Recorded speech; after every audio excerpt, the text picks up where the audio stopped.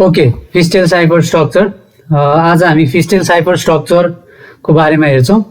यहाँ थ्योरी र फिगर छ, यो फिगर म नेक्स्ट स्लाइडमा बुझाउँछु। पहिला हामी थ्योरी हेरौँ है त। फिस्टेल साइफर स्ट्रक्चरको थ्योरी हेरौँ। Propose by Feistel. यो फिस्टेल साइफर स्ट्रक्चर भन्ने चाहिँ फिस्टेल भन्ने एकजना मान्छेले चाहिँ डिस्कभर गरे हो। Input to algorithm are plain text of length 2W bits and a key. अब यो अल्गोरिदमले इनपुट चाहिँ plain text in the form of 2W bits लिन्छ र की पनि हामी सप्लाई गर्छौँ। हाम्रो प्लेन टेक्स्ट चाहिँ जति लेन्थको पनि हुन पायो, तर त्यो 2W बिट्सको फर्ममै हुनु पर्यो। अब हाम्रो 16 बिट्स हुनसक्छ होइन, 8 मा डिभाइड गर्न सक्छौँ।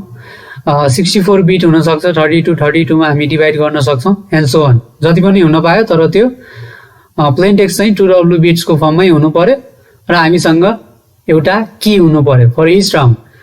Plain text block is divided into, हामी थर्ड नम्बर पोइन्टमा पुग्यौँ। Plain text block is divided into 2 halves, L0 and R0। अब त्यो हामीले सप्लाई गर्न लागेको प्लेन टेक्स्टलाई हामी L0 र R0 मा डिभाइड गर्छौँ, लेफ्ट हाफ र राइट हाफमा। किनभने हामीले माथि नै भनिसकेका थियौँ कि हाम्रो प्लेन टेक्स्टको लेन्थ चाहिँ 2W बिट्सको फर्ममा हुनुपर्छ। 2 halves of data pass through n round of processing and then combine to produce the cipher text। अब हामीले डेटालाई लेफ्ट हाफ र राइट हाफमा डिभाइड गरिसकेपछि अब त्यो 2 हाफ अफ डेटालाई हामी चाहिँ n राउन्ड, यो हाम्रो अल्गोरिदममा n राउन्ड हुन्छ, जति पनि हुन सक्छ। र जुन प्लेन टेक्स्ट हामीले 2 हाफ्समा डिभाइड गरेका थियौँ त्यो चाहिँ त्यो राउन्डहरू थ्रु प्रोसेसिङ हुँदै जान्छ र अन्तिममा हामी त्यो दुईटा पिस अफ डेटालाई कम्बाइन गरेर साइफर टेक्स्ट जेनेरेट गर्न सक्छौँ। Each round I has input L-1 and Ri-1 derived from previous round as well as a sub key Ki derived from the master key। अब हरेक राउन्डले इनपुट चाहिँ के लिने भन्दाखेरि यो भन्दा प्रिभियस राउन्ड, अगाडिको राउन्डको आउटपुटलाई चाहिँ एज अ इनपुट लिन्छ। तर के हुन्छ भन्दाखेरि यो लेफ्ट हाफ अफ डेटा जुन चाहिँ हाम्रो प्रिभियस राउन्डको डेटा हो, त्यसलाई चाहिँ हामी अर्को राउन्डमा इनपुट दिँदाखेरि राइट साइडबाट चाहिँ हामी दिन्छौँ। यो हामी फिगरमा हेर्न सक्छौँ। र प्रिभियस राउन्डको राइट पार्टको डेटा चाहिँ हामी नेक्स्ट राउन्डको लेफ्ट साइडमा सप्लाई गर्छौँ। यसलाई चाहिँ हामीले पर्मुटेसन भन्छौँ, त्यो हामी अर्को स्लाइडमा हेरिहाल्छौँ। अनि त्यसपछि केआई की पनि हामी सप्लाई गर्छौँ। यहाँ की सप्लाई गरिएको छ, हामी देख्न सक्छौँ। इच राउन्डमा हामीले फरक फरक की सप्लाई गरेका छौँ र त्यो की चाहिँ हाम्रो एउटा कमन मास्टर की हुन्छ, त्यो कीबाट हामी डिराइभ गर्छौँ। यो सबै कीहरू चाहिँ एउटा मास्टर कीबाट नै डिराइभ भएका कीहरू हुन्। In general the sub key K I are different from K and from each other. अब यो जति पनि हाम्रो किजहरू हामीले जेनेरेट गरेका छौँ र मास्टर कीसँग पनि तिनीहरू मिल्नु हुँदैन भन्नाले each key must be completely unique. ल हामी अर्को स्लाइड हेरौँ र यसमा चाहिँ हामी यो फिगर पनि बुझ्छौँ। फर्स्ट पोइन्ट हेरौँ है त। All rounds have same structure. यो स्ट्रक्चर कस्तो हुन्छ भन्दाखेरि हामीले अघि नै भनिसकेका छौँ, यहाँ थुप्रै राउन्डहरू हुन्छ भनेर भनेका छौँ। राउन्ड जति पनि हुन सक्ने भयो। अब यो अल्गोरिदममा हाम्रो राउन्ड थुप्रै भए पनि राउन्डको स्ट्रक्चर चाहिँ एउटै हुन्छ। हामी यहाँ देख्न सक्छौँ हाम्रो फर्स्ट राउन्डको स्ट्रक्चर हेर्ने हो भने उस्तै छ। यो हाम्रो सेकेन्ड राउन्डको स्ट्रक्चर हामीले हेर्ने हो भने नि उस्तै छ। र यो थर्ड राउन्डको स्ट्रक्चर हेर्ने हो भने पनि यो राउन्डको स्ट्रक्चरहरू चाहिँ एउटै छ। राउन्ड थुप्रै हुन्छ तर राउन्डभित्र भएको स्ट्रक्चर चाहिँ एउटै हुन्छ भनेको छ है। अब त्यसपछि सेकेन्ड नम्बर पोइन्ट हेरौँ। Uh substitution is perform on the left half of the data. This is done by applying a round function f to the right half of the data and then taking the exclusive OR of the output of that function and the left half of the data। अब यो पोइन्टले के भनेको छ भन्दाखेरि हामी यो राउन्डमा हेरौँ। Substitution is perform on the left half of data भनेर भनेको छ। अब जुन हाम्रो यो लेफ्ट हाफ अफ डेटा छ यसमा चाहिँ सब्स्टिट्युसन परफर्म गर्छौँ रे। अब यो सब्स्टिट्युसन भनेको हाम्रो ओरिजिनल क्यारेक्टर अर बिट्सलाई हामीले अर्को क्यारेक्टर अथवा बिट्सले रिप्लेस गर्ने हो। सब्स्टिट्युसन अपरेसन भनेको त्यही नै हो। अब त्यो substitution operation left half of डेटामा हामी कसरी पर्फर्म गर्छौँ भन्दाखेरि हामीसँग एउटा राउन्ड फङ्सन हुन्छ, यो एफ तपाईँहरूले देखिराख्नु भएको होला। यसलाई हामी राउन्ड फङ्सन भन्छौँ। त्यो फङ्सन जसरी पनि बनाउन सकियो त्यो अब अल्गोरिदम डिजाइनरको हातमा हुन्छ। यो function as complex as possible बनायो भने हाम्रो अल्गोरिदम स्ट्रङ हुन्छ।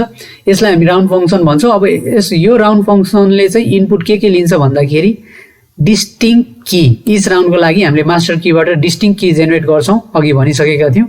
त्यो की हामी सप्लाई गर्छौँ र त्यसमा हाम्रो राइट हाफ अफ डेटा पनि एज अ इनपुट हामी त्यो फङ्सनमा सप्लाई गर्छौँ र त्यहाँबाट आएको आउटपुट र हाम्रो लेफ्ट हाफ अफ डेटालाई हामी एक्सअर अपरेसन गरेर चाहिँ हामी सब्स्टिट्युसन अपरेसन पर्फर्म गर्छौँ र त्यहाँबाट आएको आउटपुट चाहिँ हामी पर्म्युटेसन गर्छौँ। पर्म्युटेसन भनेको एक्सचेन्जिङ, त्यो हामी तल हेर्छौँ। अहिलेको लागि हामी यति नै बुझौँ। अब पोइन्ट नम्बर 3, पोइन्ट नम्बर 3 ले के भनेको छ भन्दा the round function has the same general structure for each round but is parameterized by the round key K I.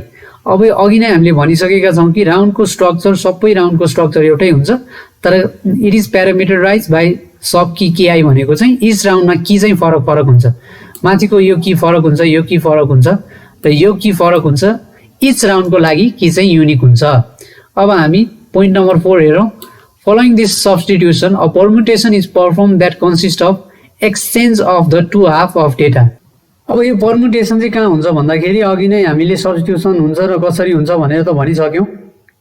अब हामीले हाम्रो लेफ्ट हाफ अफ डेटालाई substitution अपरेसन गरिसकेपछि अब हामी नेक्स्ट राउन्डमा त्यो डेटालाई फिड गर्दाखेरि एक्सचेन्ज गरेर फिड गर्छौँ। जस्तै हामी यहाँ फिगरमा हेर्न सक्छौँ, हाम्रो लेफ्ट हाफ अफ डेटालाई हामीले सब्स्टिट्युसन अपरेसन गरिसकेपछि नेक्स्ट राउन्डको लागि इनपुट दिँदाखेरि हामीले त्यसलाई पर्म्युटेसन अपरेसन गरेर एक्सचेन्ज गरेका छौँ। यहाँ हामी देख्न सक्छौँ left half of data is fed to the right part of the next round, अनि त्यसपछि हाम्रो right half of data is fed to the left half for next round.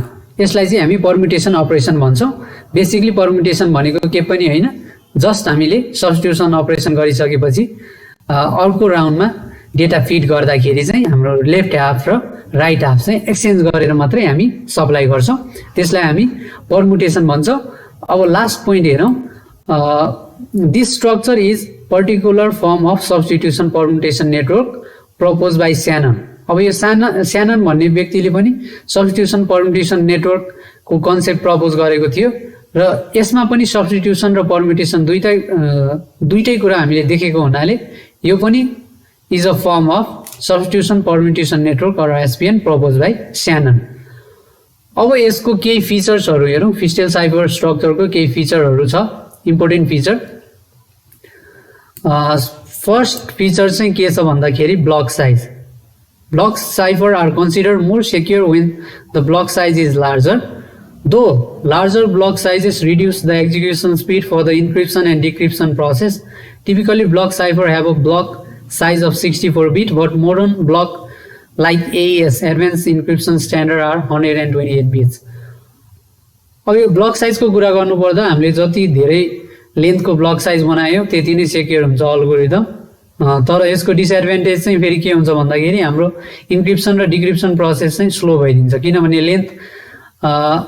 Length हाम्रो बढ्ने बित्तिकै इन्क्रिप्सन र डिक्रिप्सनको प्रोसेस अटोमेटिकली स्लो हुन्छ। र यो फिस्टेल साइफर स्ट्रक्चरले चाहिँ पहिला 64 बिटको ब्लक युज गर्थ्यो भने अहिले चाहिँ modern blocks like AES advance encryption standard अल्गोरिदमले चाहिँ 128 बिट्स युज गर्छ। र सेकेन्ड पोइन्ट भनेको यसको easy analysis. Block cipher should be easy to analyze, which can help identify and address any crypto analytic weakness to create more robust algorithm. अब algorithm बनाएर मात्रै हुँदैन, त्यो अल्गोरिदमलाई हामीले इजिली एनालाइज गर्न सक्नुपर्छ। एनालाइज चाहिँ किन गर्न सक्नुपर्छ भन्दाखेरि त्यो अल्गोरिदममा भएको कुनै विकनेसहरू छ भने त्यो हामीले पत्ता लगाउनु पर्ने हुन्छ र त्यसलाई सर्ट आउट गर्नुपर्ने हुन्छ। त्यही भएर algorithm must be easy to analyse है, त्यो चाहिँ हुनुपर्छ। र अर्को पोइन्ट हामी हेरौँ, की साइज भनेको छ है। Like the block size, larger key size are considered more secure at the cost of potentially slowing down the time it takes to finish the encryption and decryption process. Modern cipher use 128 bit key which has replace the earlier 64 bit version. अब key साइजले पनि फरक पार्छ। हाम्रो की size जति हामीले लेन्दी की size राख्यौँ त्यति नै त्यो सेक्योर हुन्छ, तर त्यसले पनि इन्क्रिप्सन र डिक्रिप्सन प्रोसेसलाई चाहिँ ह्याम्पर गर्छ। त्यही कुरा हो। र हामी अर्को पोइन्ट हेरौँ, the number of rounds. The number of rounds can also impact the security of block cipher. Well more round increase security, the cipher is more complex to decrypt. Thus, the number of rounds depends on a business desired level of data protection. अब यसले के भनेको भन्दाखेरि हामीले number of round जति धेरै राख्छौँ त्यति नै सेक्योर हुन्छ भन्ने कुरा चाहिँ यसले भनेको हो। र हामीले नम्बर अफ राउन्ड बढाउने बित्तिकै हाम्रो इन्क्रिप्सन र डिक्रिप्सनको प्रोसेसको कम्प्लेक्सिटी बढ्छ। त्यही कारणले गर्दा चाहिँ हाम्रो डेटा मोर सेक्योर हुन्छ। यहाँबाट हामीले बुझ्नुपर्ने कुरा के हो भन्दा नम्बर अफ राउन्ड चाहिँ हामीले धेरै राख्ने प्रयास गर्नुपर्छ।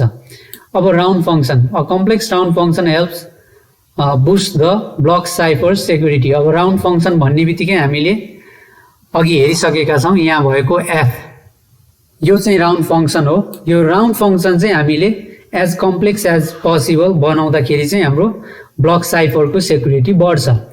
र अन्तिम पोइन्ट हेरौँ, subkey generation function. The more complex a subkey generation function is the more difficult it is for expert cryptanalysis to decrypt the cipher. अघि हामीले के भनेका थियौँ भन्दा हामीसँग एउटा मास्टर की हुन्छ र त्यही कीबाट चाहिँ हामी सब कीहरू जेनेरेट गर्छौँ for supplying to the each round. अब त्यो हाम्रो सब की जेनेरेट गर्ने अल्गोरिदम चाहिँ कम्प्लेक्स हुनुपर्छ र जति कम्प्लेक्स भयो त्यति हाम्रो चाहिँ अल्गोरिदम चाहिँ सेक्योर हुन्छ भन्ने कुरा चाहिँ यो पोइन्टले भनेको छ। So okay, thank you all. Hope this lecture is very helpful to you. तपाईहरुको दिन शुभ रहोस्। धन्यवाद।